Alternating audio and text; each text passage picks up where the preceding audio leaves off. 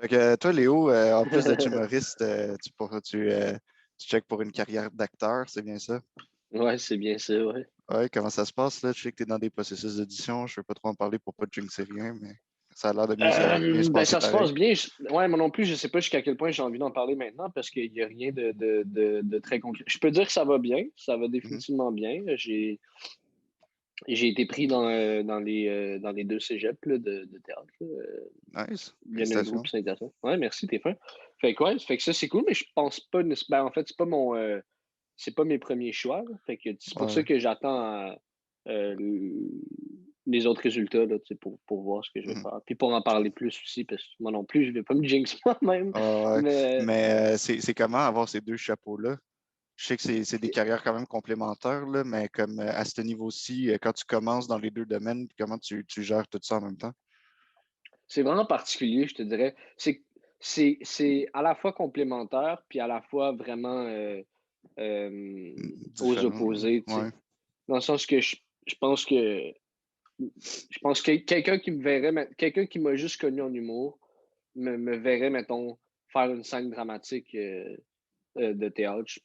Je pense honnêtement il serait saisi. Là, tu sais, comme, c'est vraiment, là, Ouais. c'est à l'opposé de comme ce qu'on voit de moi en humour, puis vice-versa. Là, tu sais, là, ma coach m'a vu dans notre show en ligne Ah ouais, dans le show de Redaf, hein. vendredi. Fait que, tu sais, là, elle, c'était le chemin inverse. C'était faire, OK, what the fuck, tu sais. Ouais, il fait des, il fait des jokes aussi. Puis, fait que, tu sais, c'est pas, tu sais, pas le même personnage du tout. ouais, ouais. Fait que je sais pas. Mais pour moi, personnellement, en dedans de moi, je sais pas, on dirait que c'est juste comme deux trucs différents. Tu sais, Ouais. comme, je sais Mais pas. j'avoue que c'est drôle parce que tu sais, ça fait quoi, 2 ans à peu près qu'on se connaît, 3 ans. Puis je t'ai jamais vu faire des affaires dramatiques. Mhm. Tu sais, on a été dans une couple de capsules ensemble puis tout, mais comme tu sais, ça restait de l'humour puis tout. Fait que je t'ai jamais Ouais. vu comme vraiment. Puis c'est vrai que j'ai de la misère moi aussi à m'imaginer Ah, c'est clair. que tu sois en train de faire une scène dramatique, mais ça, écoute, je te le souhaite, même ça a l'air de fonctionner, Ouais. puis c'est sûr, je te vois bien faire des affaires de même, mais ça va me prendre une petite période d'adaptation, je pense. C'est ça. Ouais, non, c'est particulier. Même moi, j'apprends un peu à. Tu sais, avant, je mettais vraiment. C'est pour ça que je disais que c'est un peu complémentaire, mais en même temps, c'est à l'opposé, parce qu'avant, je les mettais vraiment très séparés de moi, là, tu sais, genre le Mhm, Léo, tu sais, théâtre, cinéma, blabla. Tu sais, le Léo comédien, puis le Léo humoriste mhm, à part.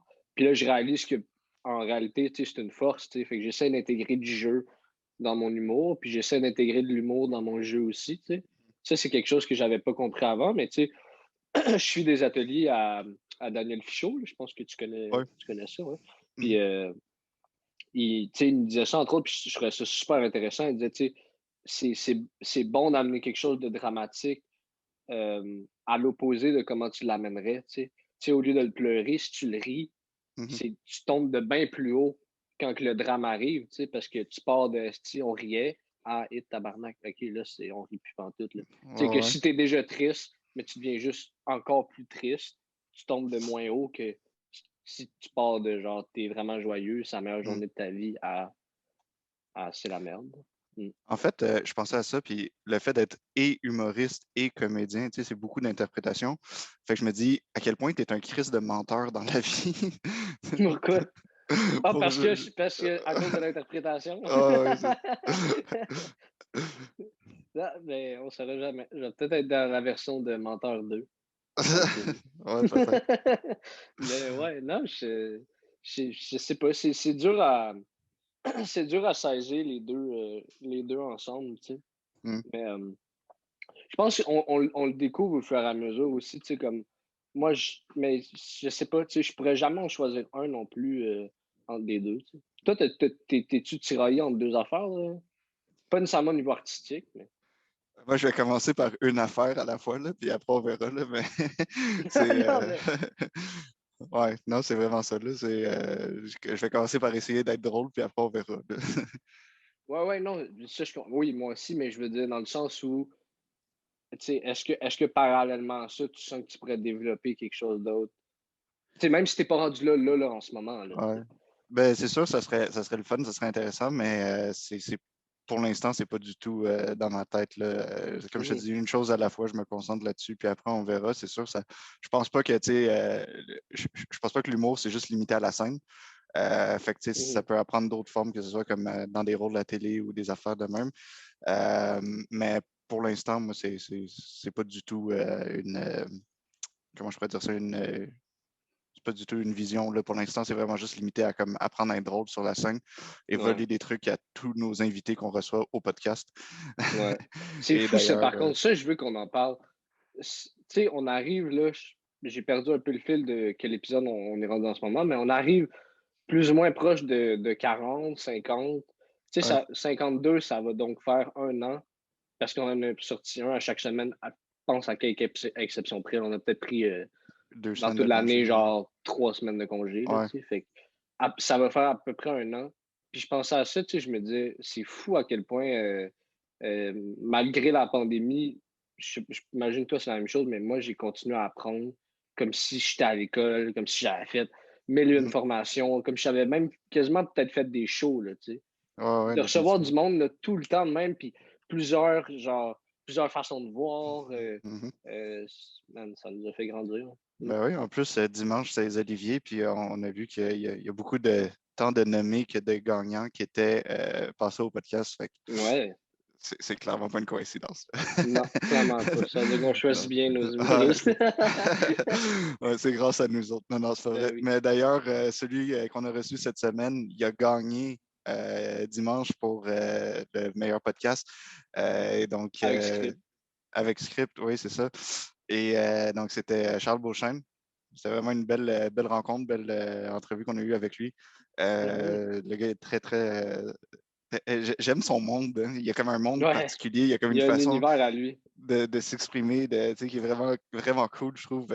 C'est comme tant il peut aller avec un langage plus soutenu que là, tout d'un coup, après, il sort deux, trois sacres et en tout cas, il est vraiment dans son univers. Puis ça paraît dans ce qu'il fait aussi là, quand il raconte ses tripes d'histoire. Puis tout ça, tu vois que c'est comme un petit passionné nerd d'histoire qui rend ça vraiment comme absurde et très loufoque. Et moi, j'ai vraiment adoré son humour et son passage donc, sur le podcast.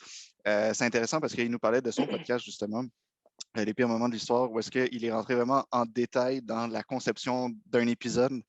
Au niveau de la créativité, c'est ça qui était intéressant de voir de comment il faisait pour prendre un sujet que beaucoup du monde connaissait, mais rendre ça comme vraiment comme super intéressant et drôle. Puis toutes les recherches qu'il faisait, puis tout le travail qu'il y avait derrière la conception d'un épisode, c'est pas pour rien qu'il y en a comme juste une coupe par saison, là, c'est parce que c'est extrêmement long. Puis ça implique beaucoup de monde, donc c'était super intéressant. Moi, j'ai trouvé de rentrer en détail dans comment lui il a créé ça, puis tout ça. Ouais. Ouais, définitivement. C'était le fun, je trouve que c'est tellement. C'est le genre d'humoriste Charles Beauchesne que moi j'aime recevoir au podcast. C'est du monde des belles bébites là, qui ont une façon de travailler à eux, qui font quelque chose d'unique. Comme lui, son podcast, il n'y a personne d'autre, en tout cas à ma connaissance, qui fait ça. Ou en tout cas pas aussi bien.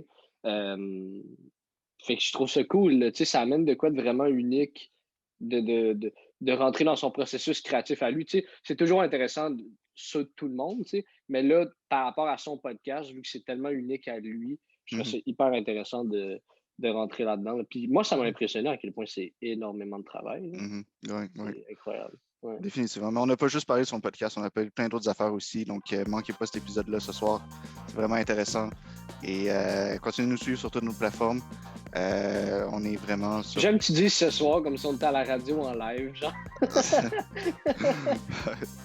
Alors qu'en fait, il est 4 heures du matin, je suis tanné, là, on vient de se réveiller.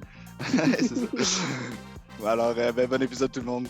Yes, bon épisode. Suivez-nous sur toutes les plateformes. Ciao.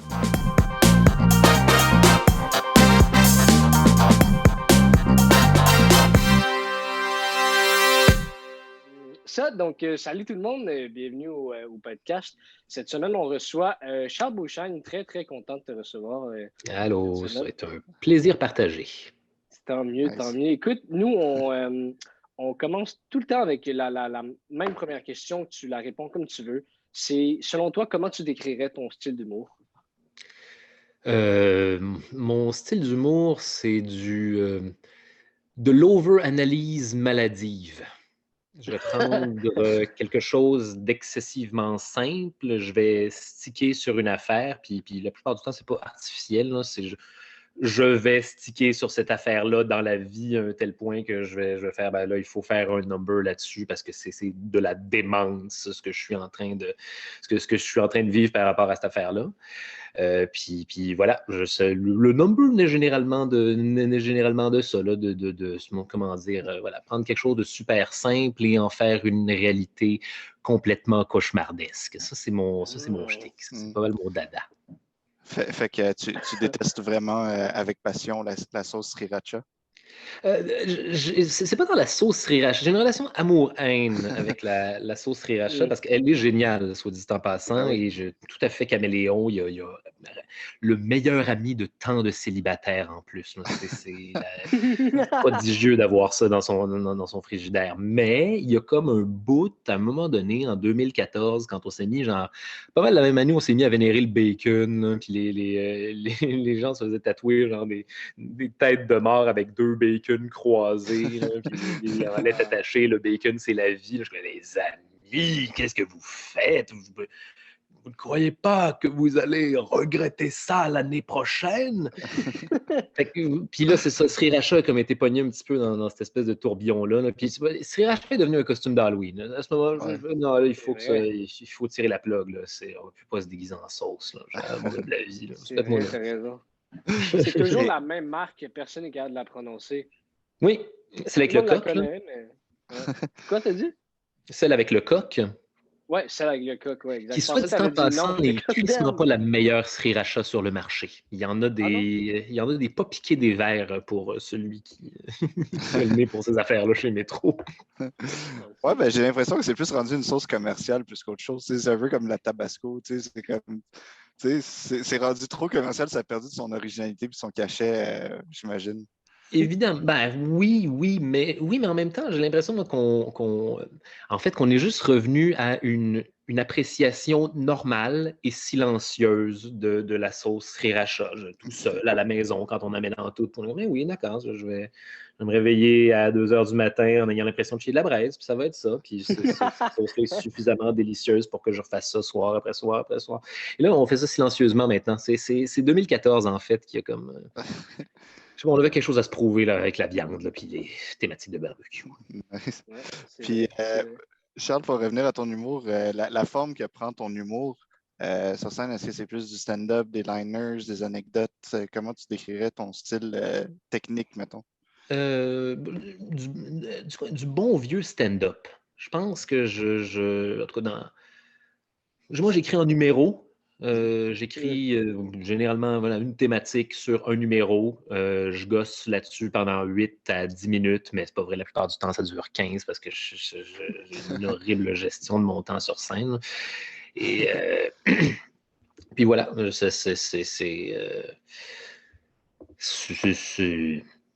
perdu le fil, là, excuse-moi. C'est du stand-up. Oui, du stand-up, voilà. Des fois, je suis quelqu'un de vraiment prompt à s'écouter parler, les amis, à se perdre dans les méandres de sa propre voix. Mais c'est parfait pour notre podcast. Il faut me ramener. C'est tout à fait du stand-up. Ça va être parfait pour nous. Nice. J'imagine, selon la définition, comment est-ce qu'on définit genre comment est-ce qu'on définirait le stand-up par rapport aux autres styles d'humour? C'est quoi les particularités du stand-up? C'est ce qu'on demande aux humoristes, justement, qu'on reçoit sur le podcast, de le définir. Moi, j'ai l'impression que tout est un peu du stand-up, non? Il y a pas, même un personnage, c'est derrière un micro. J'imagine que le stand-up, on parle genre de la tradition en pur, à la Jerry Seinfeld, mur de briques, puis le micro. Puis des fois, pour les ultra-puristes, pas de stool. All right. J'imagine que ça crée une différence dans à l'américaine, je pense. À l'américaine, je pense que ça serait stand-up. Mais oui, je pense que c'est du stand-up que je fais parce que ce que je fais quand je suis en spectacle, c'est créer des univers à partir de rien. C'est trouver le moyen de d'écrire puis de synthétiser suffisamment bien genre, mon cauchemar quotidien pour que vous puissiez l'imaginer instantanément. Fait que, oui, sur ce point-là, pas de décor, pas de costume, pas de... Oui, non, les amis, je pense que je fais du stand-up. Je crois. Puis, comment ça fonctionne, ton processus entre le moment où est-ce que sais, tantôt, tu disais que tu partais d'un principe spécifique puis tu le décortiquais. Comment ça se passe du moment où est-ce que tu as cette idée-là de vouloir décortiquer un sujet en particulier jusqu'à le mettre sur papier pour éventuellement le présenter sur scène dans le cadre d'un gala ou d'un number? Ça dépend toujours. Des fois, souvent, quand je trouve que quand je suis amoureux de l'idée, je l'écris grosso merdo dans j'ai un document pour ça, là, pour juste des espèces d'épaves de début de numéro. J'en fais un numéro là-dessus où je m'enregistre avec mon dictaphone. J'ai hey, Charles du futur, fais un numéro sur cette affaire-là, si tu te souviens pourquoi c'est drôle. Là. Puis là, je laisse ça en gestation généralement. Puis là, il y a un moment dans l'année où il faut que j'écrive du stand-up parce que c'est la saison, parce qu'il y a une affaire qui s'en vient, ou parce que j'ai tout bonnement décidé d'écrire un nouveau spectacle. Puis là, je suis bon, OK, que je m'en vais refouiller dans mes vieilles affaires, dans toutes mes espèces d'épaves de notes. Là, puis je fais, bon, qu'est-ce qui me fait encore rire aujourd'hui? Puis qu'est-ce qui était genre une espèce de divagation de stoner que j'ai noté? Puis que finalement, c'est mort. c'est mort dans l'œuf. Puis là, je fais une espèce de petit tri de cette affaire-là. Si ça me fait rire encore, là, j'essaie de l'expliquer. Parce que c'est j'imagine, l'essence même du stand-up que d'être capable de bien expliquer à tout le monde pourquoi c'est drôle. D'ailleurs, je pense pas, en tout cas, je pense pas qu'il y a de mauvais gags. Je pense qu'il y a des mauvaises façons d'expliquer au public ce qui t'amuse initialement dans cette affaire-là. Fait que voilà, je m'assois, je me fais plaisir avec le matériel. J'écris une première V1 là, pour me faire plaisir.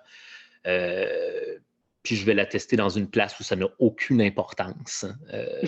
Ça enlève le stress, c'est cool, ça te permet de le livrer sans justement l'avoir appris trop maladivement parce que tu sais qu'il y a un paquet d'affaires qui vont être slashées dans tout ça. Là. Juste aller faire comment dire, livrer ça de façon honnête aux gens. J'ai eu cette idée-là et voici ce qui va, la façon dont je vous le word pour vous, parce que là, l'important, c'est l'idée plus que le wording, on va le changer par la suite. Ouais. Puis voilà, à partir de ce moment-là, rincer et répéter, enlever, pas s'ostiner avec les gags qui ne rentrent pas. Moi, la bonne vieille règle des 3 strikes, là, si ça n'arrive pas 3 shows de suite, c'est malheureusement pas bon. Puis tu le peaufines, puis à un moment donné, après un an de le roder, genre en calculant à quel moment de l'année le roder, parce que là, tu ne peux pas faire le circuit genre de toute une saison juste avec cette affaire-là. Tu veux genre avoir 2 numéros pendant au moins là, pendant ta saison, genre automne-hiver, histoire d'avoir de quoi alterner puis être capable de revenir en fait, à l'époque où il y avait du stand-up dans les bars, jadis, ou il y a si longtemps. Puis voilà, c'est de roder genre 2 numéros ça fait donc 4 numéros par année. On a à peu près une espèce de nouveau 40 minutes. Créer un vieux number d'un autre spectacle que j'ai pas pu faire. Là, que ça fait vraiment longtemps ça, que je veux faire cette affaire-là, que j'ai aucune occasion de le faire. C'est que ça là-dedans, ça va mettre ça à 45e minute du numéro, ça fait du sens. Puis voilà, one-man show, 1 heure, puis voilà. Généralement, c'est mon aventure de stand-up. Nice. OK. Tantôt, tu parlais de ton style d'humour, puis j'ai trouvé ça intéressant comment tu en parlais. Est-ce que c'est proche de toi? Mettons, ce fait-là d'être hyper analytique par rapport à des affaires qui peuvent être banales. Oui, c'est proche de moi. Oui, c'est proche de moi. Je suis un buggeux. Je bug sur des affaires. J'ai commencé à écouter Le Mandalorien. Je suis très en colère contre Le Mandalorien. Parce que dans tous les épisodes, il y a une petite affaire qui n'a aucun esti de rapport qui me fait bugger tout le long, que je suis obligé de faire pause, rewinder. Je vais donner un exemple. Dans le premier épisode du Mandalorien, là, il dit genre... en tout cas, le Mandalorien arrive dans la cachette des Mandaloriens. Là, puis là, il y a un Mandalorien qui dit « Ouais, fut une époque où notre force était dans les nombres et maintenant, nous devons tous sortir un par un. » Je suis comme « Quoi? » Dans le sens que, genre, les autres Mandaloriens doivent constamment attendre en gang cachés dans les égouts que le Mandalorien qui est sorti revienne. Les Mandaloriens doivent se détesté. Et là, j'ai commencé à sticker sur cette affaire-là. Je suis allé sur Internet m'assurer que j'avais bien compris la même affaire. Puis finalement, ça m'a pris 1 heure écouter un épisode de 30 minutes. Voilà ce qui m'arrive dans la vie de façon pseudo-quotidienne. Oui, ça fait des bons numbers quand tu es capable genre, d'avoir l'espèce d'introspection psychologique, de faire, bon, voilà, ça, là, j'étais clairement un textbook, ce gars-là. Ouais, puis l'œil extérieur pour comme admirer un peu comment tu fonctionnes. Ça t'a pris du temps? Mon Dieu, je sais pas, je pense qu'à un moment donné... Une de mes valeurs, je pense, c'est de ne jamais trop se prendre au sérieux. Parce que tu vas merder, peu importe. Tu vas t'enfarger à un moment donné. Tu vas avoir l'air, no matter what, tu vas avoir l'air d'un épais à un moment donné. Fait que j'essaie de ne pas trop me prendre au sérieux et j'essaie de m'observer quand je suis ridicule dans la vie. Parce que c'est comique, parce que je pense que c'est une partie de mon personnage comique que de prendre ce ridicule-là puis de l'amener sur scène, faire voilà, les amis, là, je suis cet humain-là. Il y a l'essence de mon clown un petit peu. Fait que non, il faut être introspectif, puis j'essaie de l'être le plus souvent possible. Hein. J'essaie de pas trop me croire. Hein. Je pense que c'est important. Puis, est-ce que tu dirais que ton style il a évolué au fil entre le moment que tu as commencé puis aujourd'hui, mettons, au fil de temps? Man, you bet your ass que ça a évolué. Ça fait 10 ans. Ça fait 10 ans que je fais du stand-up déjà. Ouais. Puis, hey, mon Dieu, je réécoutais. En fait, je faisais du ménage dans les vidéos que je n'avais pas mis sur YouTube des 10 dernières années. Je me suis réécouté genre early Charles Beauchesne, frais sorti de l'école de l'humour en 2010. Oh mon Dieu! Oui, les bases étaient là, mais j'étais préhistorique Charles Beauchesne, j'étais proto Charles Beauchesne, j'étais tétard Charles Beauchesne qui devient l'espèce de dinosaure avec la voile là, de mon stand-up. Je jouais tout le temps en tabarnak. C'est ça mon personnage. Là. Je le craquais à 11 en stand-up tout le temps. Fait que j'étais toujours en train d'avoir des espèces de réactions. Charles, déme-le pour l'amour du ciel. Ça marchait. Ça fonctionnait à l'époque parce que c'était un petit peu, en tout cas, un petit peu cette époque-là humoristiquement aussi, là, les gros personnages de Christ de Mongol. C'était à peu près dans les années début François Bellefeuille. Là, fait que tout le monde était comme... mais moi, j'aime ça et j'aime les dessins animés. Ça fait partie de mes inspirations. Puis je pense que c'est une partie de ça que j'essaie de recréer dans mon stand-up. Et je le faisais peut-être d'une façon un petit peu plus basic à l'époque, un petit peu plus rudimentaire, un peu plus préhistorique. Puis finalement, au fil des 10 dernières années, en fait, je suis devenu moi-même. J'ai fait « Ah oui, attends une minute. Les aspects là, que tu essaies de vendre là, avec cette espèce de personnage-là, hein, Charles, là, c'est toutes des affaires qui sont en toi, mais que tu as comme construit une espèce de réalité parallèle autour de ça. Parce que j'imagine que tu te dis que ta personnalité de base n'est pas suffisamment intéressante. Puis là, à un moment donné, c'est ça, tu te m'as joué plus vrai, tu te m'as joué comme, comment dire, plus parlé. Avant, j'étais, j'ai toujours été assez maladif sur l'apprentissage de mes textes, puis je le suis encore aujourd'hui, mais il fut une époque où je faisais du stand-up, là, j'étais en mode de théâtre russe. Je récitais cette affaire-là, là, en mordant dedans agressivement, en me crissant des réactions, en n'ayant pas d'écoute pour mon public, juste une grosse... Fait que oui, ça marchait sur des affaires, mais la seconde où il y avait genre un caillou sur la route, là, la seconde où il y a quelqu'un qui décidait de faire chier, la seconde où j'étais déstabilisé ou que je le filais pas ou whatever, ou que je m'enfarge, tout le reste s'écroule comme un putain de château de cartes. Hein. Puis à un moment donné, tu apprends à jouer en toi-même, puis à être honnête sur scène. Puis ça fait que quand tu te plantes ou qu'il y a quelque chose de ridicule, là, tu peux t'en tirer avec la tête haute en faisant « Ben oui, il est arrivé cette affaire-là. Je suis présentement en train de le acknowledge, de dealer avec vous, public. » Et ça enlève... ça leur enlève une part de nervosité quand il y a un fuck qui arrive sur scène, le fait de justement le acknowledge, peut-être même faire une petite joke ou enchaîner rapidement, merci, bonsoir. Ça, c'est quelque chose que ça m'a pris du temps comment dire, à apprendre à faire. Puis ça vient, j'ai l'impression, en étant soi-même sur scène. Puis c'est quoi, comment tu as eu cette réalisation-là? Est-ce que tu sais c'est quoi le déclic qui a fait en sorte que tu as commencé à être plus honnête, plus toi sur scène? Au fur et à mesure, en fait, à force de le peaufiner, là, puis de faire comme, OK, là, c'est quoi les jokes, là? C'est quoi les jokes qui rentrent à toutes les fois? C'est quoi les affaires sur lesquelles je me plante constamment? Les affaires où tu es trop shakespearien, Charles, ça, là, c'est pas une affaire, c'est pas un public très étroit à Montréal, mais la seconde tu sors, de l'autre côté du pont Jacques-Cartier, tu as des problèmes avec des jokes comme ça. Genre, OK, d'accord. Y a-tu moyen de genre, prendre une partie de ça puis de l'humaniser? C'est quoi qu'est-ce qui fait rire les gens? Là? Ça, cette affaire-là, ça je crie, je suis émotionnel. OK, y a-tu moyen de peut-être le dimmer puis juste jouer l'émotion à la place au lieu de juste exploser? Il y a moyen de contenir cette émotion-là. Ça vient de toi, là. C'est tout de toi, ce personnage-là. C'est juste le ramener à la. Fait que ça s'est fait comme au fur et à mesure, là, au fil des années, à force de trier c'est quoi les jokes qui marchaient, puis c'est quoi les jokes aussi que j'étais encore confortable de faire, là, au fur et à mesure que ça évolue. Là. À un moment donné, je finis par faire comme hein? Tu vois, ça, c'est le delivery de vieux Charles Beauchesne. Je me sens plus. Je sais comment la livrer, mais je trouve que ça fait plus naturel maintenant la façon dont dans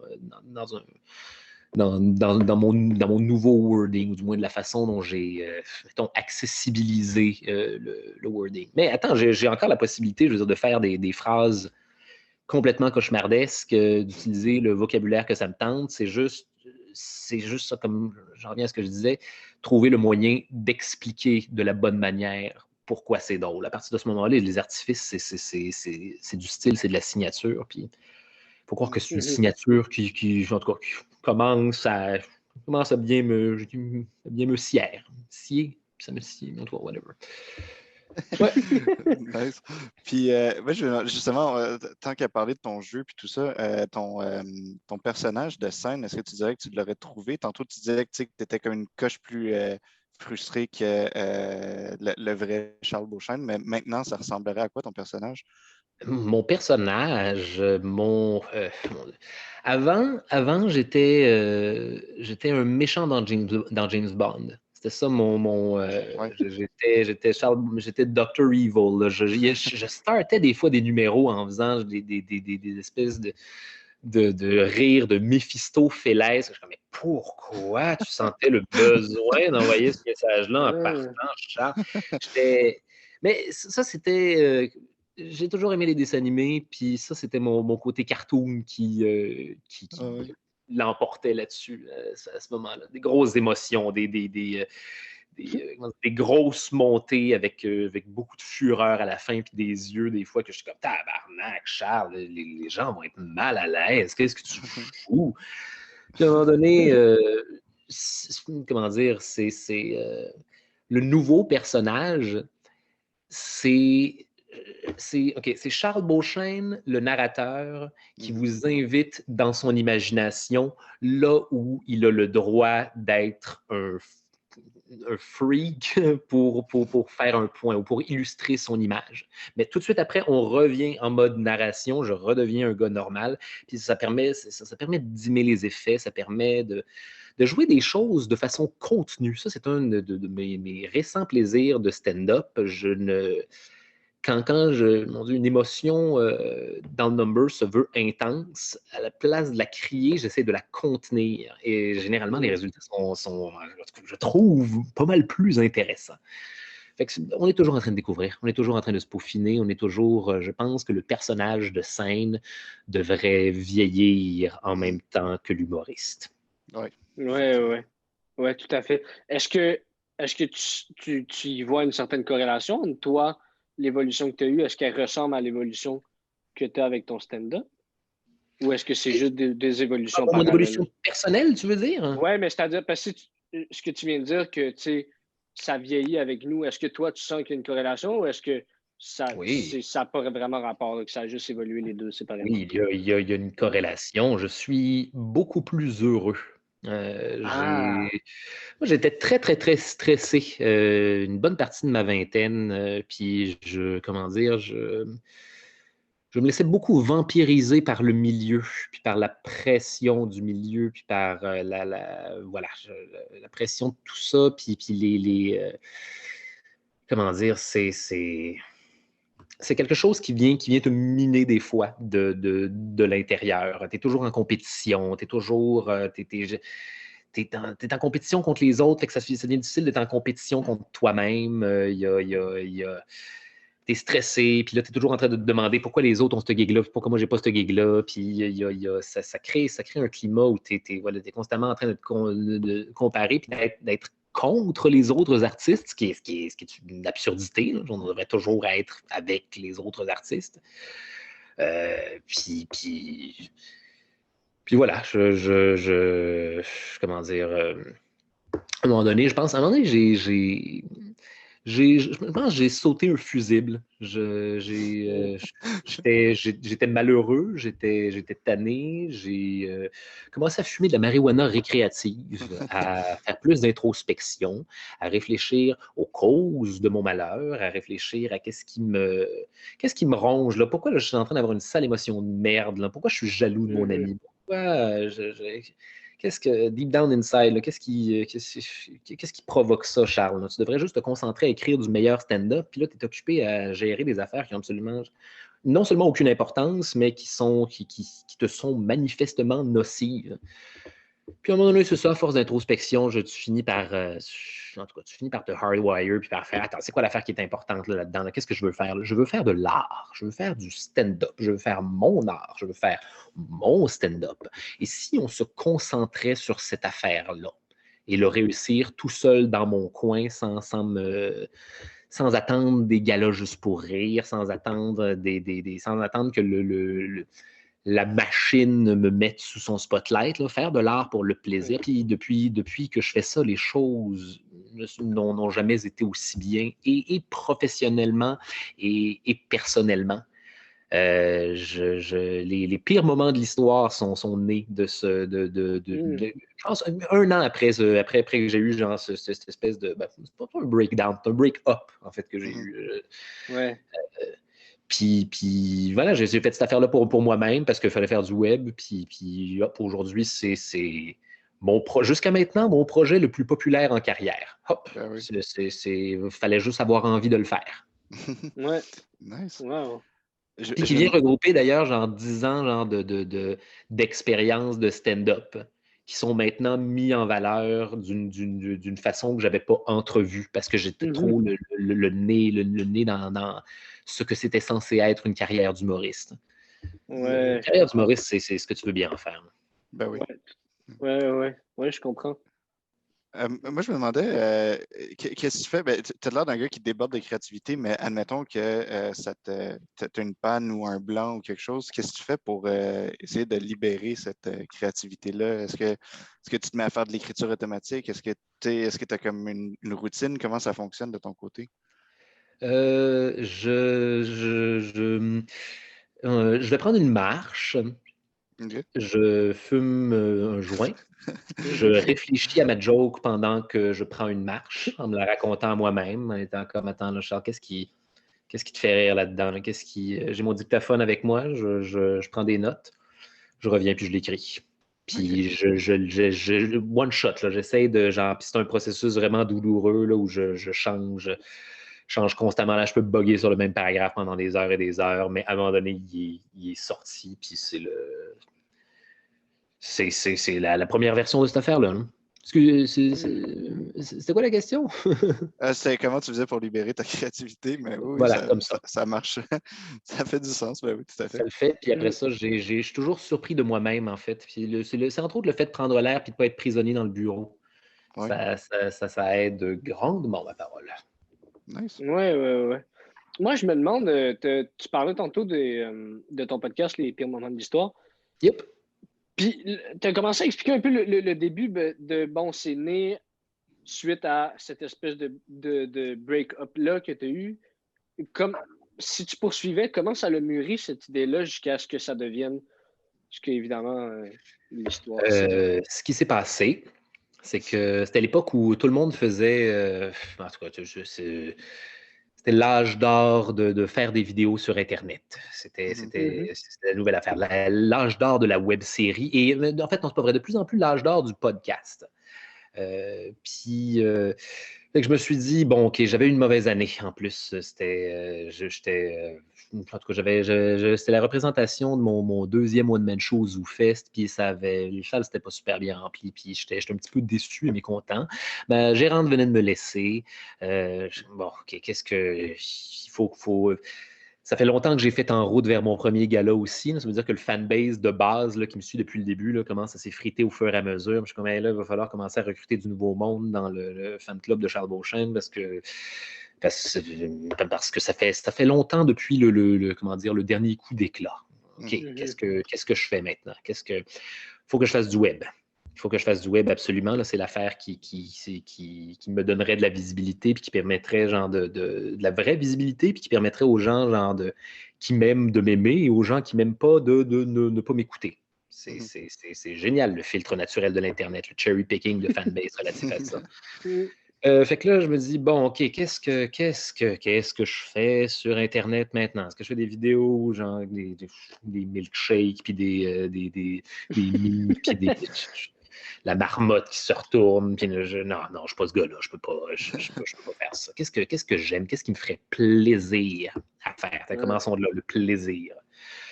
Puis j'avais, à ce moment-là, je l'ai encore d'ailleurs, j'avais un spectacle qui s'appelle Charles Beauchesne parle de la peste noire pendant 60 minutes, qui est une conférence historico-humoristique où je fais littéralement du stand-up autour de la peste noire de 1347. J'ai fait, hey, attends une minute, ça a fonctionné, ça. Ça, c'est. Oups, là. Sorry, pas été mon téléphone. Ça avait fonctionné. Puis peut-être même mieux que tous mes spectacles de stand-up réunis. Mais si je faisais exactement cette affaire-là en volet web-série, genre dos dans une chaise, puis dos dans une chaise avec le foyer en arrière, puis genre un crâne sur la table de nuit, là, puis que je faisais un sujet différent, mettons, à chaque semaine, ou que j'allais pitcher ça à quelqu'un, puis que ça me ferait plaisir de faire ça. Je suis bon dans cette affaire-là. Ou moi, j'ai la curiosité de rechercher ces trucs-là, puis j'aime ça apprendre, j'aime ça découvrir de nouveaux trucs, puis j'aime faire des conférences. Fait que j'ai appelé deux amis auteurs à partir de ce moment-là. Je leur ai dit, est-ce que ça vous tente de faire ce projet-là avec moi? J'ai eu cette idée-là. Ils m'ont instantanément répondu un oui retentissant. Je pense qu'ils ont aimé l'idée.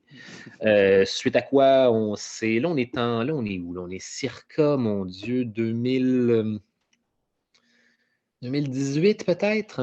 OK. Ouais, genre, on est déjà en automne 2018 ou 2017, peu importe. Bref, on commence à écrire les premiers épisodes avec dont le pilote qui était Vlad Lampaleur à ce moment-là, avec les auteurs. On s'est fait 5 épisodes initiaux de 15 minutes, parce qu'à la base, c'était censé être des capsules filmées. Puis on est allé chez Urbania avec ça. Je suis allé voir, en fait, préalablement, je suis allé voir deux amis qui étaient deux amis de longue date qui ont une boîte de relations publiques. Et je leur ai dit, hey, j'ai mon nouveau projet, puis j'ai besoin d'aller le pitcher à une place. Est-ce que vous voulez m'aider avec le pitch? Et elles ont été d'une générosité absolument infinie et m'ont fait mon document de pitch. Une d'entre elles est venue avec nous au pitch. On a choisi Urbania pour le pitch, le pitch initial qui a été le bon finalement, parce que préalablement, à ce moment-là, j'écrivais des articles pour Urbania ou 2 semaines, genre, des petites chroniques. Je me disais, ça serait facile, ça resterait dans la maison, puis je pourrais le pitcher avec un peu plus de crédibilité. Ces gens-là savent qui je suis.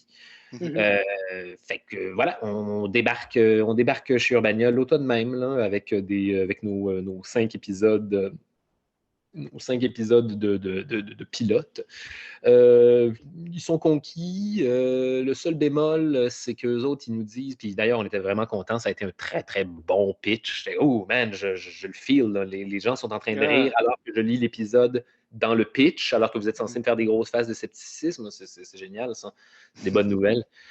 Fait que à partir de ce moment-là, eux autres, leur seul bémol, en fait, c'était que pour que ce soit filmé, on a pris, moi, je voulais quelque chose comme genre Vérité ou conséquence de Louis T. Mhm. OK. Puis, ils nous ont appris que ça coûtait genre 10 000 $. Fait que, peut-être qu'on est pas obligé de faire ça. Réduire les moyens de production, je sais pas. Là, ils m'ont dit, pourquoi Charles, tu fais pas un podcast avec cette affaire-là? Puis ma réaction initiale, ça a été ah non, pas un autre style podcast. Pas un autre fucking podcast. Il y avait beaucoup, beaucoup de podcasts à l'époque. Beaucoup de podcasts d'humoristes. En fait, c'est ça. Il y avait beaucoup de podcasts d'humoristes. Il y en a encore Ça me plus tentait aujourd'hui. pas d'être. Voilà. C'est terrible ce que je vais dire. À cette époque, ça ne me tentait pas d'être un autre le podcast de Charles Beauchesne.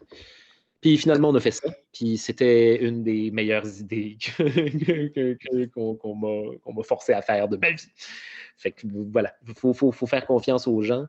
Puis c'est le fun, là, tu vois, maintenant, je verrai plus, je ferai plus les pires moments de l'histoire autrement qu'en podcast. Mhm. Ça l'a cimenté dans ma tête. J'ai beaucoup plus de liberté pour. J'en reviens à ce que je dis, c'est des années d'apprentissage de stand-up là, que je fous dans un podcast. Je n'ai pas besoin d'avoir du visuel par-dessus cette affaire-là. Je suis capable de. Si François Pérusse est capable de le faire, je suis tout à fait capable de le faire. Je ne me compare pas à François Pérusse, mais dans le sens où je veux dire, c'est possible d'y aller juste en descriptif. C'est du stand-up, voilà. Puis, voilà, à partir de ce moment-là, on l'a sorti, il y a eu des délais, il y a eu des putains de délais, ça a été l'enfer. Là. On a gossé jusqu'en 2019 avec ça. Ça a été long à écrire les épisodes parce qu'ils sont devenus... parce qu'on n'avait pas encore... le succès du podcast n'avait pas encore été prouvé. On était encore en train de prendre une chance. C'est que le processus prenait vraiment beaucoup de temps. Tout le monde faisait un petit peu ça dans ses temps libres. Fait que ça a pris du temps. Et on l'a sorti en 2019. Puis tout le monde a l'air de beaucoup aimer ça. Et aujourd'hui, c'est une des affaires les plus populaires que j'ai fait dans ma carrière. J'en suis très fier et ça me rend très heureux. Est-ce que tu vas le continuer? Parce que là, tu as fait 3 saisons, mais tu comptes en faire une 4e? Puis, Je compte faire 10 saisons. Moi, c'est ça que Wow. 50 épisodes.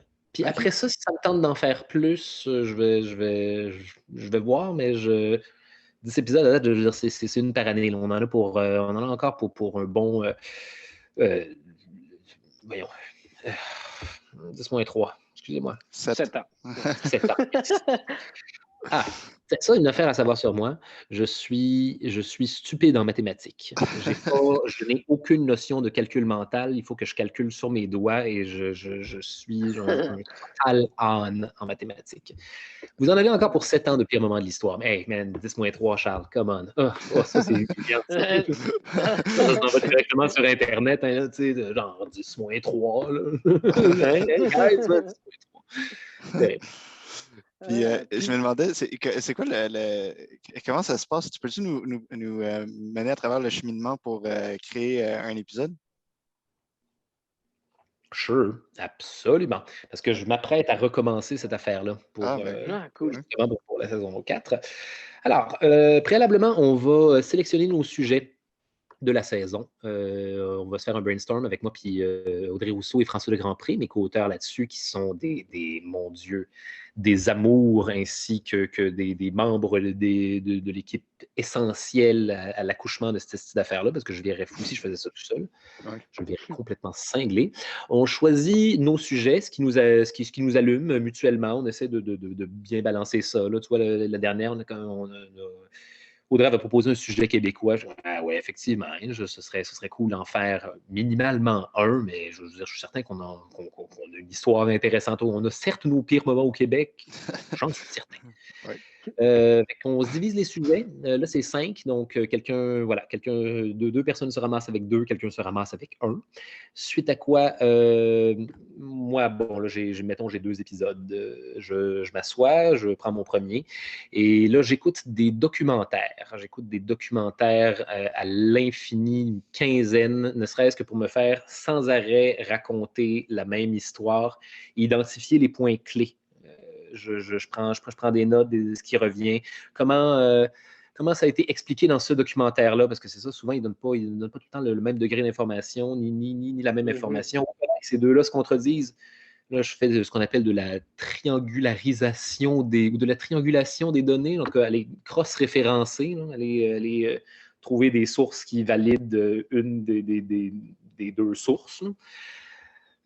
Suite à quoi, voilà, après tous ces documentaires-là, je m'en vais lire sur le sujet, généralement pour ne pas avoir à me commander infini livres puis lire infini briques. Je m'en vais sur l'Encyclopédie Britannica, qui est un excellent outil de synthèse, ne serait-ce que pour retracer le fil de l'histoire, m'assurer que j'ai bien toute la narrative en tête de cette affaire-là. C'est raconter une histoire, hein. C'est bel et bien ça. Hero's Journey. Là. Il y a des protagonistes, il y a des éléments déclencheurs, des dragons sur le chemin des personnages du podcast. Fait que voilà. Là, suite à ça, mon Dieu... Attends, je t'ai rendu à quelle étape, là? Une minute. Je me suis perdu. Britannica, merci. Après ça, Wikipédia. Pour les derniers détails, m'assurer d'avoir vraiment ce que monsieur et madame tout le monde pourraient lire sur le sujet, juste m'assurer que c'est clair. Mais c'est la dernière couche Wikipédia parce que c'est la moins fiable. C'est celle pour vraiment certifier les affaires. Je me demandais, est-ce que dans tes recherches Wikipédia, c'était déjà arrivé de corriger un article ou quelque chose parce que tu as fait comme à 3 minutes, là, je viens de voir tout, puis non, ça marche pas. Je suis tellement trop paresseux pour faire ça. Je pourrais contribuer au rêve de Wikipédia, mais je ne le fais jamais, man. Alors, in and out. C'est quoi cette information? Oui, c'est ça. OK, il me semblait aussi. C'est ça que je dis. Cool, parfait. Après ça, mon Dieu, vient le bout le plus laborieux de toute cette machination-là.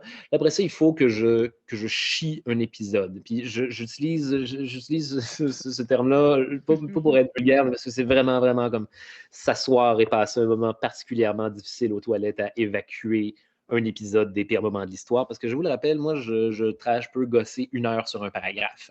Ouais. Fait que là, c'est d'enchaîner 1 heure de paragraphe après 1 heure de paragraphe. C'est pas tout le temps 1 heure, là, mais ça me prend des jours et des jours et des jours écrire un épisode des pires moments. Là, je suis ma chronologie aussi pendant ce temps-là, des notes que j'ai prises. Je les ai toutes remises en ordre chronologique. Comme ça, j'ai juste à suivre. OK, maintenant, il faut que je fasse une joke sur cette affaire-là, parce que c'est la prochaine étape de l'histoire. Là, je gosse pendant 1 heure sur mon petit paragraphe.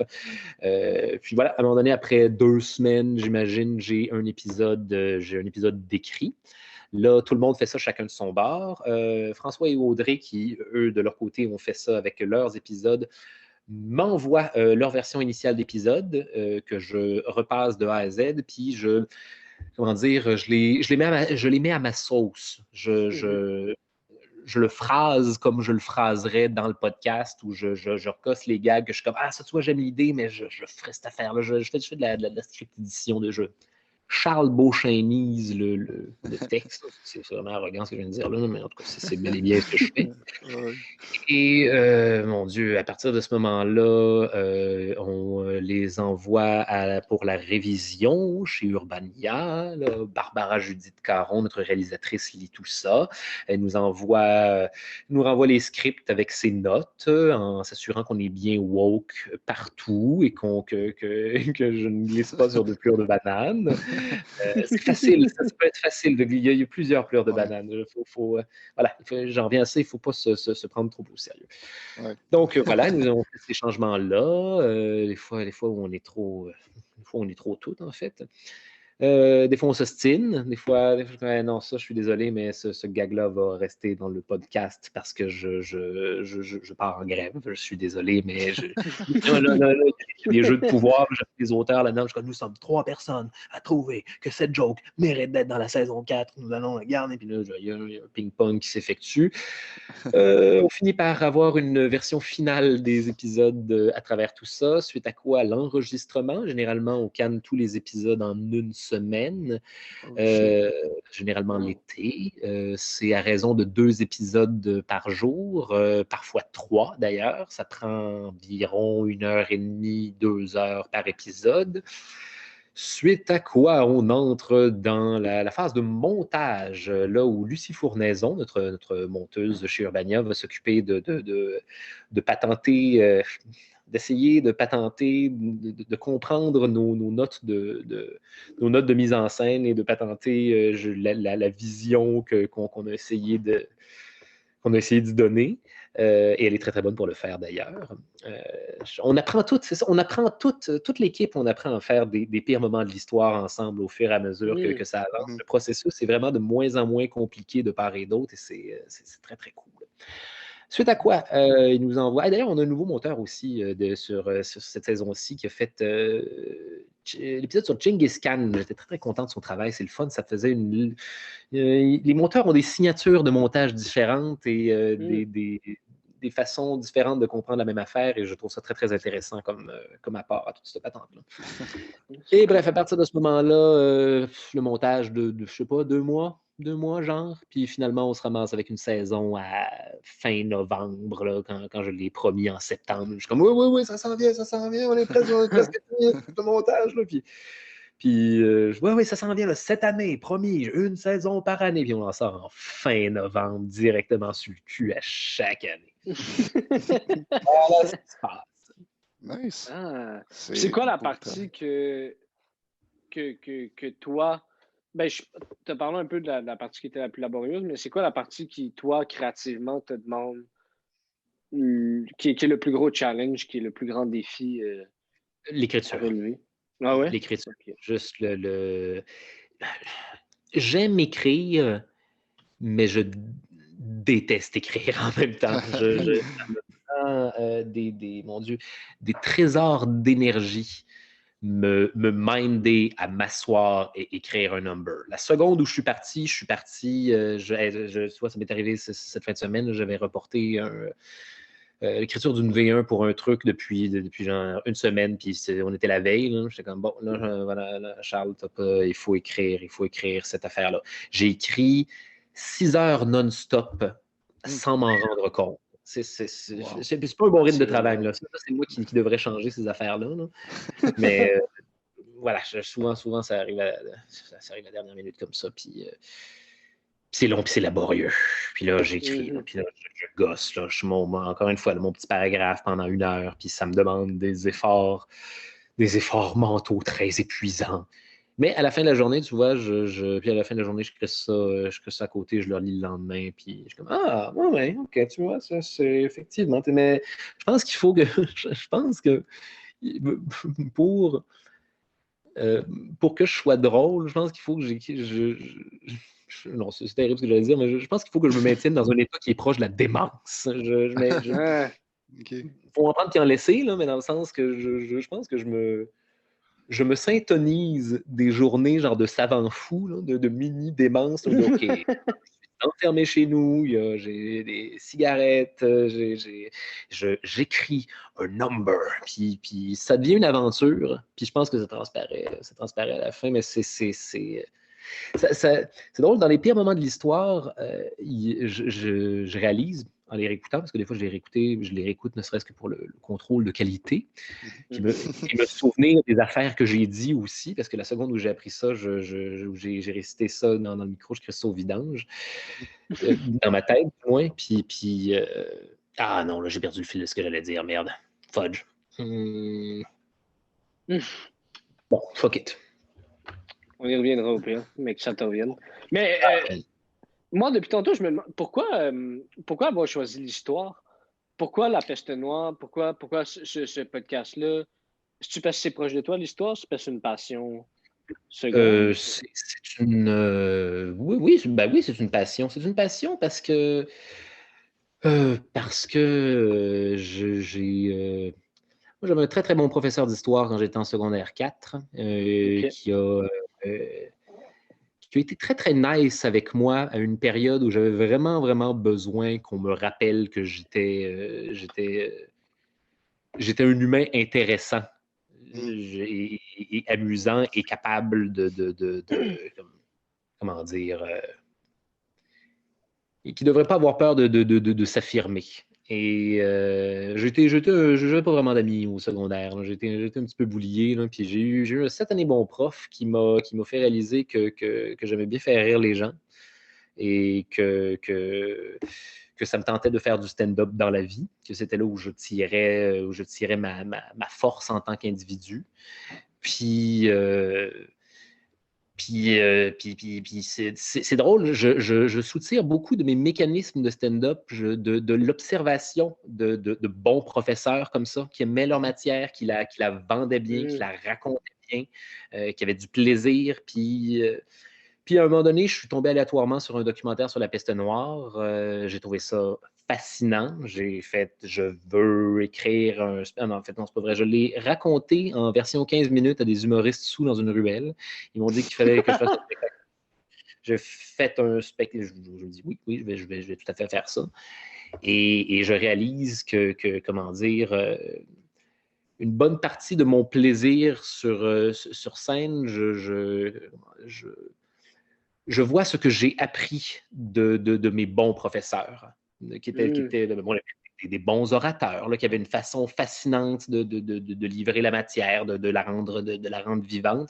Puis en tout cas, inconsciemment, je pense que j'ai calqué une partie des affaires que j'avais appris de ces gens-là. Puis voilà, l'histoire, c'est un accident. Je me suis réintéressé à quelque chose d'historique. Et puis, je suis un peu tombé dans cette affaire-là. Et voilà, quand je bug sur quelque chose, je peux bugger longtemps. Là, maintenant, je suis un humoriste historien. C'est là que je suis devenu. Mais est-ce que, parce que tu sais, commenter quelque chose par l'humour, ça permet normalement de le rendre plus accessible. Est-ce que tu penses qu'on pourrait montrer ton podcast dans des cours d'histoire du secondaire? Il y en a qui le font. Il y en a qui le font déjà? Okay. Des professeurs qui m'écrivent, ça me fait tellement plaisir. C'est les plus beaux compliments. Les compliments de professeurs d'histoire et les compliments d'historiens. Ça, non d'une pipe.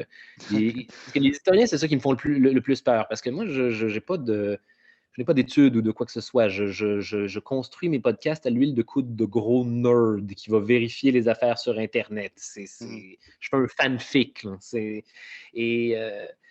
Et non, souvent, les historiens ne semblent pas me reprocher trop d'affaires jusqu'à maintenant. Je suis comme, OK, cool, c'est bon. Ça veut dire que j'ai été suffisamment exhaustif dans ma démarche pour que ce soit bien perçu par ces gens sérieux qui pourraient, mon Dieu, me clencher à tout moment. Mais j'avoue que c'est le fun quand même. Ton prof de secondaire 4, il le fait-tu, lui? Il fait quoi? Est-ce qu'il montre tes podcasts à ses étudiants? S'il est encore prof, je ne sais On pas. Sait pas. Je n'ai pas recommuniqué avec cet homme depuis le secondaire. C'est drôle, c'est comme la troisième fois que je raconte cette anecdote-là en podcast. Récemment, j'ai son numéro de téléphone, mais j'ai jamais osé l'appeler. OK. Ah, tu devrais peut-être. C'est fou quand juste même. pour voir. Ouais, j'aurais possiblement le faire, mais là, je suis comme, OK. Là, hey, c'est Charles Beauchesne, tu sais, ton ancien élève qui a eu 156 000 à chaque année. Mais un jour peut-être. Un jour peut-être. J'espère qu'il aimerait ça. Ben oui. Sans doute. Surtout s'il y a une partie qui vient de lui, en fait. Ça, c'est quand même... Pour vrai, j'avais des professeurs qui étaient des satanés orateurs au secondaire. Brébeuf, man. C'est ça. Ah, c'est ça. Les crises de prof de latin. Des gros personnages. Moi, Brébeuf, j'ai toujours vu ça comme une espèce de Poudlard anxiogène. Là. C'est vraiment... on avait... Ça a l'air de ça. On avait notre Snape, là, puis on avait notre Dumbledore, là, puis, mais c'était pas des sorciers, puis ils étaient plus humains que jamais.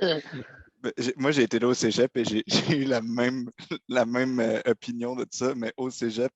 Fait que c'est encore plus particulier. Le cégep à Brébeuf, man. J'ai ça, là, les deux meilleures années de toute ma putain de scolarité, c'était génial. Je passais de l'environnement le plus anxiogène imaginable, alias le secondaire 1 à 5, où il y avait des cours de mathématiques. Et vous voyez comment je me débrouille, là? Et mal, la réponse est mal. Et voilà, arrive au cégep, soudainement j'ai plein d'amis, je commence à faire du stand-up, j'ai du plaisir, je m'épanouis par la façon dont je m'habille parce que je suis un adolescent maintenant. Et pas de stress, la matière facile, option théâtre, man. Easy, breezy, beautiful cover. Ouais. Joli petit cégep à avoir du plaisir, à pas trop te forcer. Hey, philo, man, je pense que j'ai écouté aucun putain de cours de philo de tout mon cégep. Je m'en sortais à 85%. Je pense que l'homme pense cette affaire-là. En tant qu'humain, ne devrions-nous pas... grossière compréhension de la matière sur le gros bon sens. Ça a été ça, mon cégep. C'est 2 années absolument magnifiques. Oui. C'est fou le cégep quand même. Est-ce que dans l'écriture des pires moments de l'histoire, est-ce que tu dois faire beaucoup d'efforts pour y insérer des gags ou est-ce que quand tu l'écris, souvent ça vient tout seul, que c'est souvent, drôle? Si j'ai gardé le truc dans ma liste, dans ma chronologie, c'est parce qu'il y a un gag à faire là-dessus. Ou la plupart du temps, parce que j'ai fait comme « Ah, c'est drôle ça, c'est drôle pour cette raison-là », puis je me l'écris à côté. Je m'écris une petite charpente. Fait que t'as déjà l'idée de... OK. Ou pas tout le temps. Là. Des fois, il y en a que je suis comme éventuellement plugué cet appui-là, je m'assois dessus, puis je le fais à mi-tête. Mais comment me viennent les gags? C'est ça la question? Ben, tu as un peu répondu, mais c'est-à-dire quand tu l'écris, si les gags te viennent automatiquement ou s'il faut que tu y penses puis tu te forces. Ça dépend. Des fois, j'y pense, puis des fois, c'est laborieux, puis c'est ce qui est le plus long dans le processus. Ouais. Je comprends. Mais la plupart du temps, les affaires sont tellement ridicules que c'est sans écrire le gag, tu sais qu'il y a quelque chose de drôle à faire là-dessus. Ouais, ça vient de ça, je comprends. Tu trouves quelque chose d'amusant, puis tu te fais je vais juste savoir l'expliquer. Mais justement, par rapport à ça, je me demandais, là, on sait que ça connaît beaucoup de succès et tout ça, mais au début, là, quand tu as eu cette idée-là, tu n'avais pas peur que ça soit comme un peu trop niché puis que ça aille seulement rejoindre du monde qui aimait vraiment l'histoire aussi? Comment tu as fait pour gager tout ça? C'était pas.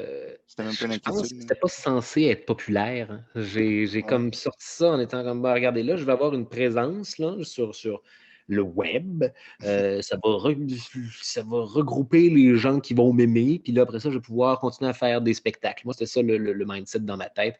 Puis, man, finalement ben, c'est ça qui est arrivé, mais ça a fonctionné au-delà de toute attente que j'avais à cette époque-là. Oui. Non, pour moi, c'était juste mettre ma grosse face sur Internet. Là.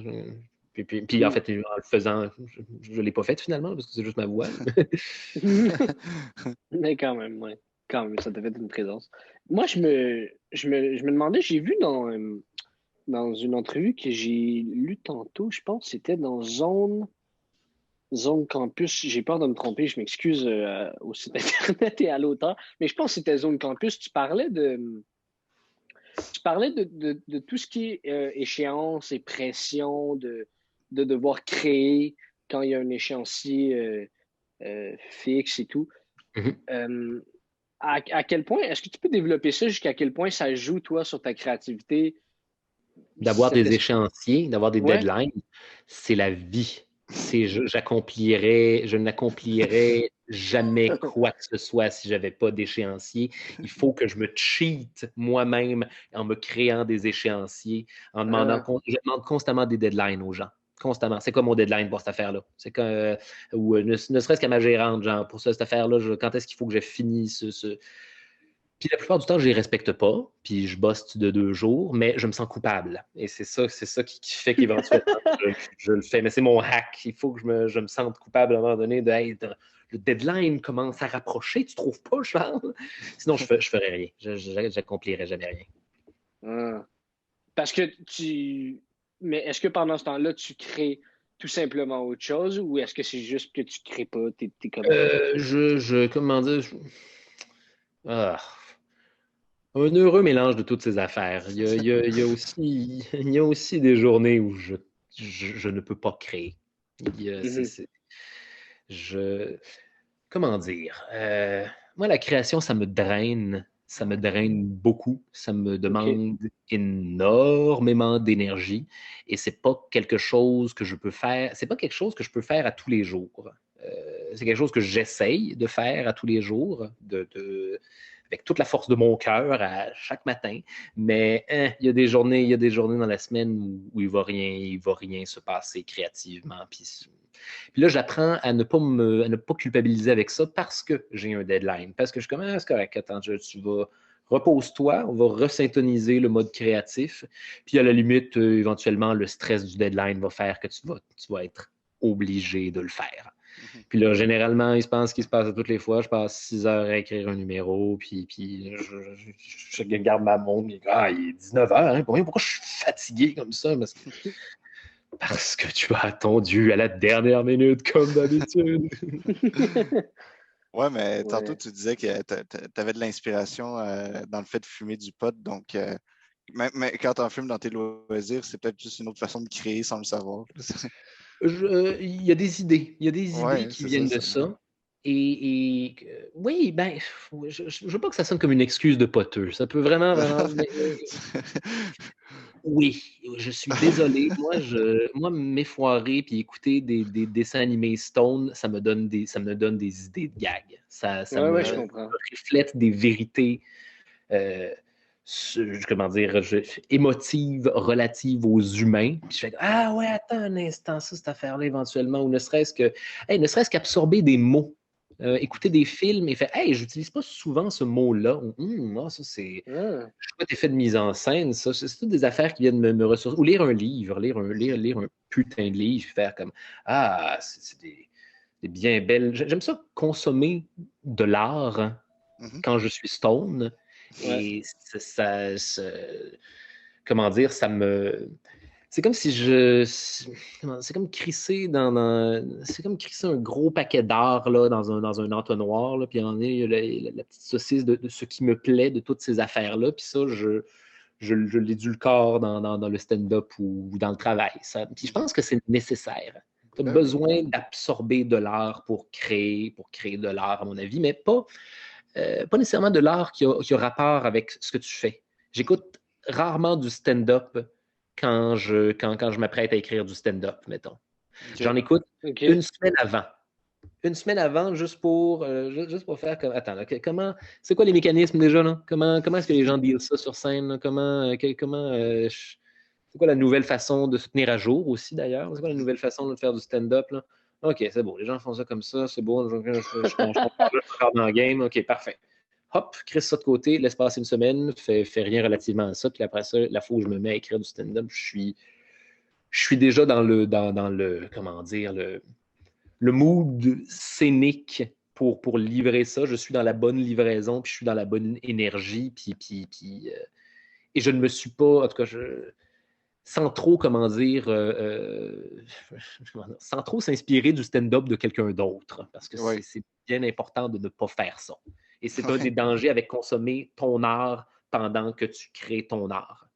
Si j'avais écrit un livre, je pense que je ne lirais pas de livre pendant. Effectivement. Ouais. Maintenant que tu es sur le sujet, c'est quoi tes inspirations ou c'est qui tes inspirations? Tu as l'air d'en avoir beaucoup. Puis...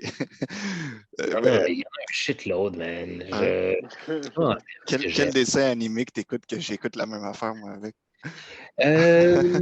Récemment, il y en a beaucoup. Hey man, je me suis. Tu sais quoi? Une de mes plus grandes inspirations humoristiques, en fait, je dirais même le dessin animé qui a comme créé mon stand-up dans ma tête.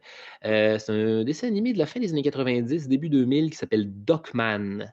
Avec, si je ne m'abuse, le gars qui fait la voix de Doc. C'est à propos d'un canard détective privé des années 90. Et le gars qui fait la voix de Duckman, c'est celui dans Seinfeld qui n'est pas Seinfeld puis qui n'est pas Kramer. L'autre. Vous avez pas compris ça?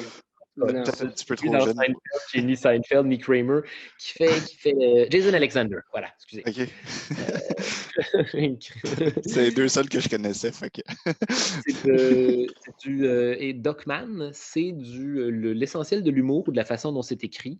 C'est des très, très, très, très longues élucubrations, des très, très, très longues phrases, fast-pace, avec à la fin, n'as même pas besoin de puncher tant que ça. Tout le chemin que tu as parcouru en une seule phrase crée une espèce de monolithe de joke. Ça, j'ai appris à faire du stand-up. Inconsciemment, quand j'étais kid, là, en écoutant cette affaire-là, quand j'ai décidé quel genre d'humoriste ça me tentait d'être, je veux être une espèce de Duckman. Ça me tente absolument d'être. En tout cas. Et mon Dieu, attends, des dessins animés. Qu'est-ce que j'aime? Les DVD ont une date de péremption. Saviez-vous ça? Mon Dieu, pour vrai? Non. Ouais, après 20 ans, les DVD, à ce qui paraît, commencent à s'effacer. C'est ce qu'on raconte. J'aime les dessins animés japonais, j'aime les Hellsing. Je suis un super fan du manga Black Butler, à tel point que je le suis au fur et à mesure qu'il sort au Japon. Je suis amoureux de cette œuvre-là. C'est mon feuilleton de fiction préféré de l'univers. C'est mon péché mignon. Grosse aventure victorienne de pacte avec le diable. Ça me fait complètement triper. J'adore ça. Ça c'est des affaires. J'aime l'esthétique. J'aime écouter des films ou des dessins animés qui ont une esthétique très, très, très marquée. Ça me... Comment dire... C'est des idées, en fait. C'est des idées. Regarde comment ils représentent cette émotion-là à ce moment-là. Il y a de quoi faire, faire quelque chose avec ça dans ton stand-up.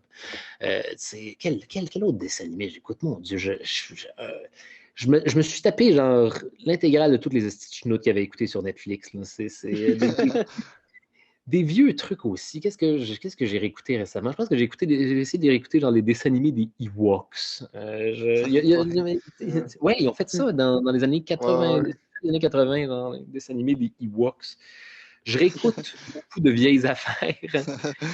Et souvent, ça fait que genre, je localise, juste comme ça, je vais dans des dessins animés pour enfants, par exemple, que je localise, mettons, des mécaniques comiques tellement universelles qu'on peut les adresser aux enfants. Là, tu prends cette affaire-là, puis après ça, tu l'adresses aux adultes, mais avec une mécanique tellement enfantine que là ça crée un gag. Tout est une inspiration.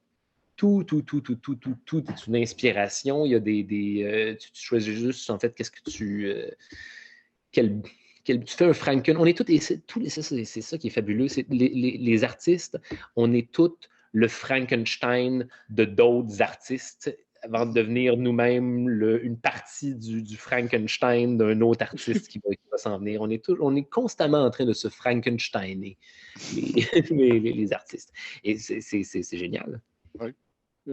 Quand même. Puis au niveau humoristique, c'est qui tes inspirations? Ben, que ça peut être du stand-up ou des comédies? Ou... Mon Dieu.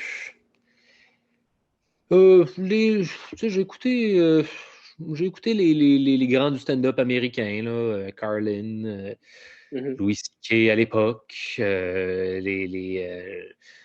Oui, eux autres, ce sont les grands maîtres. Tu sais quoi? Dave Chappelle. Les grands maîtres du stand-up américain, c'est ceux que j'écoute. C'est ça, comme je disais tout à l'heure, quand j'ai besoin de me resetter en mode d'écriture de stand-up. La musicalité américaine, là, moi, ça le fait énormément pour moi. Je me dis, ah oui, ok, c'est ça, c'est vrai, le beat de stand-up. C'est comme du rap d'une certaine façon. Puis, puis voilà, les humoristes américains, j'aime les dessins animés pour adultes, on en revient à ça, genre les Family Guy et compagnie, Rick et Morty, même si leur fanbase est absolument dégueulasse. Rick and Morty, c'est vraiment le dessin animé que tu es obligé d'aimer tout seul, et c'est correct. Des vieux Simpsons, South Park qui ont des crises de bonnes saisons. Ça, c'est tout du monde qui font de l'humour contemporain. Et je pense que c'est intéressant d'aller chercher dans des affaires de toutes les époques et de surtout pas oublier le contemporain parce que c'est le diapason de ce qui fait rire les gens, de où on en est, je veux dire, en tant que, ça va sonner vraiment universitaire, Kétin, ce que je veux dire là, mais de où on en est en tant que société et comment nous, en tant qu'humoristes, on peut être une meilleure résonance de cette affaire-là. Parce que les humains, c'est ça. Les humains, on est l'univers qui s'observe, puis lui-même, puis les humoristes, on est comme la société qui s'observe lui-même. Ah, c'était pédant, Chris, ce que j'ai dit. C'est pas si important que ça, les humoristes. Je comprends. Nice. Ouais, cool. Puis, est-ce que, pour du monde qui commence en humour ou qui voudrait se lancer, est-ce que tu as des conseils que tu aimerais leur donner, des trucs à ne pas faire, des erreurs que toi t'as faites? Mon Dieu, mon Dieu, amusez-vous. Faites les jokes qui vous font rire. Et si ça vous fait rire, c'est qu'il y a une raison et c'est parce que c'est drôle. Et il faut juste trouver la façon comme je le disais, de mieux l'expliquer. Faites-vous confiance. Essayez pas. En commençant, vous allez, c'est inévitable, vous allez essayer d'être un autre humoriste. Tout le monde fait ça en commençant. Tout le monde essaye d'imiter un autre humoriste en commençant. C'est normal. Tu n'as pas trouvé ta personnalité scénique encore parce que tu n'en as pas fait. Fait que là, tu calques ce que tu aimes de chez quelqu'un d'autre puis il se rapproche à toi, mais c'est quand même un peu la musicalité de quelqu'un. Tu vas te trouver, fais-toi confiance. Hey, s'amuser, c'est con, là. Tout le monde dit ça constamment, mais moi, toutes les fois où j'ai merdé, c'est toutes les fois où j'ai oublié de m'amuser. Ah, puis oui, vous allez merder. Vous allez tellement merder, les amis. Premièrement, en commençant, vous allez penser que vous êtes très, très bon. Je vous promets que vous n'êtes pas aussi bon que vous pensez. Et vous allez vous dire ça vous-même dans quelques années en vous réécoutant comme « Oh, peut-être que je trouvais que j'étais bon à ce moment-là. » On est toujours, en commençant, beaucoup moins bon qu'on pense qu'on l'est. Et c'est correct, parce qu'après ça, vous allez vous planter et t'apprends à ce moment-là. Tu ne répètes pas l'erreur qui fait que tu t'es planté parce que tu ne veux pas te planter à nouveau. Et au fur et à mesure, tu fais ton apprentissage, tu te découvres là-dedans, tu restes toi-même. Puis, ouais, non, c'est ça le conseil que je donnerais, c'est s'amuser, puis essayez de vous vaincre vous-même avant d'essayer de vaincre les autres. En fait, n'essayez pas de vaincre les autres. Prenez le temps de vous vaincre vous-même. Tiens, voilà. Ça, c'est genre le Dalai Lama qui dit ça. C'est fort. C'est très bien dit. Ouais, c'est très bien dit. Ben écoute, merci beaucoup d'être venu sur le podcast, Charles. C'était super plaisir. Merci. Très, très cool. Vraiment, merci les boys. Ben merci à toi, c'était vraiment cool.